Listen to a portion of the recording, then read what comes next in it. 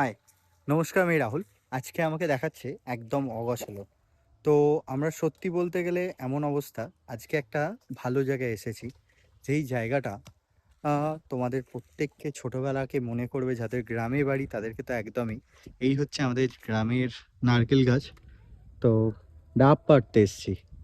এটাই হচ্ছে main high করে দাও। আমার এই একদম, এই দেখো। হ্যাঁ, একদম ডাব পাড়া হচ্ছে।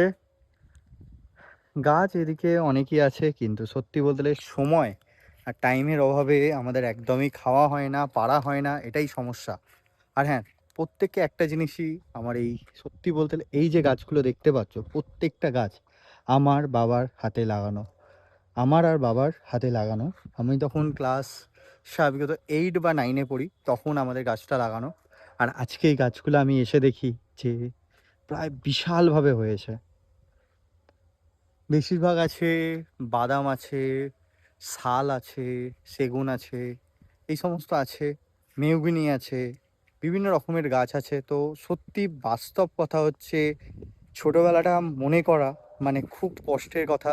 যেরকম তোমরা বলতে পারো যে ছোটোবেলায় আমরা ঘুড়ি উড়িয়েছি, তারপর ক্রিকেট খেলেছি, সবটাই ছিল আমাদের মাঠে। আর এখানে চাষ হয়। সবচেয়ে বড় কথা, আমাদের এই যে ভেড়িটা ছিল, এখানে হচ্ছে আগে আমাদের শশা টশার চাষ হতো। এখানে একটা পুকুর আছে, দেখবে। পুকুরে কিছুই হয় না, বাট পুকুরটাতে আগে মাছ চাষ হতো, এখন আর হয় না। এই যে গাছগুলো খুব সুন্দর, একদম দারুণ।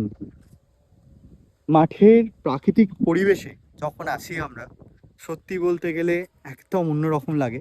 আর বাস্তব কথা হচ্ছে, মানুষজনে এই ধরনের প্রাকৃতিক পরিবেশ ছেড়ে শহরে কি করে থাকে আমি সত্যি বুঝতে পারি না। শহরের কোলাহল থেকে দূরে যদি 5 মিনিটও এখানে আসা যায়, সেটাই বিশাল বড় ব্যাপার। চলো, এখানেতে আপাতত ডাব পাড়া কমপ্লিট। ডাকছে, এবার যাই। হ্যাঁ, যাচ্ছি, চলো। ডাবগুলো এক একটা দেখো, নিজেদের গাছের ডাব। এখানে দুটো ছোট ছোট বাচ্চা ডাব, আর বড় ডাব। অল্পই পাড়া হয়েছে, তো